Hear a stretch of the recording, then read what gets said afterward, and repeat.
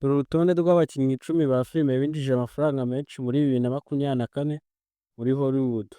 Ku mwanya wa 10 haraza Will Smith winjije akayabo ka miliyoni 26 z'amadolari. Ku mwanya wa 9 haraza Adam Sandler winjije akayabo k'amafaranga angana nawe na miliyoni 26 z'amadolari.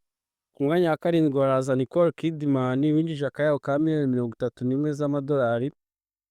Ku mwanya wa 7 haraza George Clooney winjije akayabo ka miliyoni 31 z'amadolari. Ku mwanya wa 6 haraza uwo bita Brad Pitt wamamaye muri filime nka Miss and Mrs Smith winjije akayabo ka miliyoni 32 z'amadolari.